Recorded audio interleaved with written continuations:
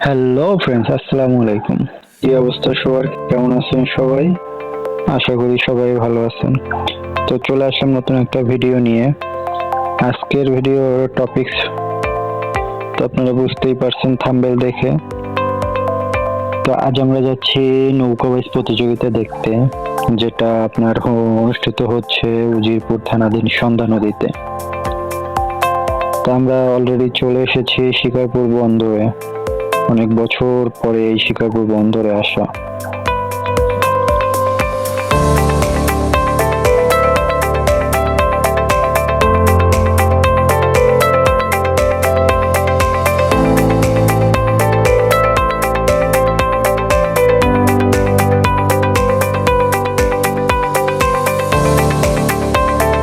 তো আমরা চলে এসেছি সেই ঐতিহ্যবাহী নৌকা বাইচের আসরে, যেখানে নদীর ঢেউয়ে বাজে প্রতিযোগিতার গান।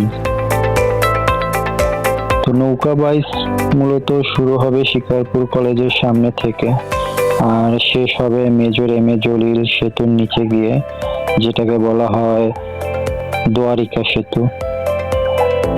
তো শুরু হয়ে গেল সেই নৌকা বাইচ, যার জন্য অধীর আগ্রহে আমরা অপেক্ষা করছিলাম।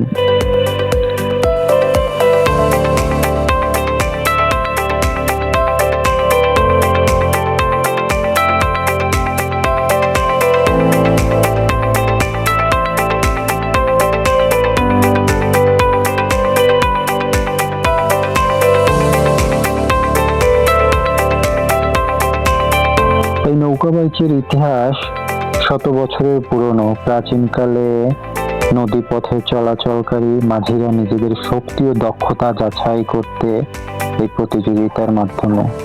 আজ সেটা পরিণত হয়েছে আমাদের সাংস্কৃতিক উৎসবে।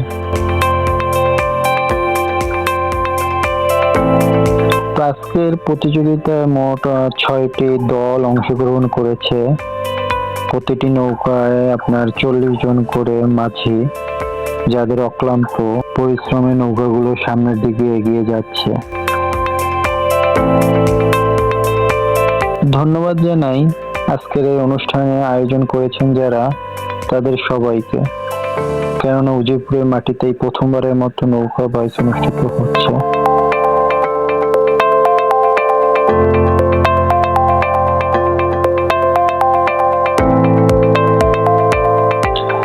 এই নৌকা বাইচ যেন গ্রামের ঈদ। মানুষে মানুষে ভরে গেছে নদীর পার। কেউ বাঁশি বাজাচ্ছে, কেউ তালি দিচ্ছে। সবাই অপেক্ষা কোন দল জিতবে আজ। নৌকা বাইচ শুধু একটা খেলা নয়, এটা গ্রামীণ বাংলার সাংস্কৃতিক একটা ডিএনএ।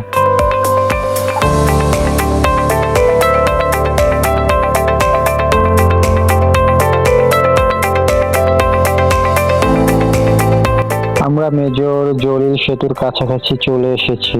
দেখতে পাচ্ছেন হাজার হাজার মানুষ সেতুর উপর দাঁড়িয়ে নৌকা বাইচ প্রতিযোগিতা উপভোগ করছে। দূর দূরান্ত থেকে হাজার হাজার মানুষ এই অনুষ্ঠান দেখার জন্য এখানে উপস্থিত হয়েছেন। তো নৌকা বাইচ প্রতিযোগিতায় মূলত প্রথম স্থান অধিকার করেছিল মাদারীপুর থেকে আগত নৌকা, যার নাম রাখা হয়েছিল শেরে বাংলা একে ফজলুল হক এর নামের উপরে নামকরণ করে। আর দ্বিতীয় স্থান অধিকারী হয়েছে এম এ জলিল সেতুর নামের উপরে যে নৌকাটির নামকরণ করা হয়েছে। আর তৃতীয় স্থান অধিকার করেছে আমাদের 2024 গণ অভ্যুত্থানে যারা অংশগ্রহণ করেছিলেন জুলাই যোদ্ধাদের নামের উপরে নামকরণ করে যে নৌকাটির নামকরণ করা হয়েছে তারা। তো আশা করি ভিডিওটি সবারই ভালো লেগেছে। তোমাদের গ্রামেও কি এরকম নৌকা বাইচ হয়? যদি হয়ে থাকে কমেন্টসে জানাও। আর ভিডিওটা যদি ভালো লেগে থাকে লাইক, কমেন্ট আর সাবস্ক্রাইব করতে ভুলো না। সবাই ভালো থাকবেন। আল্লাহ হাফেজ।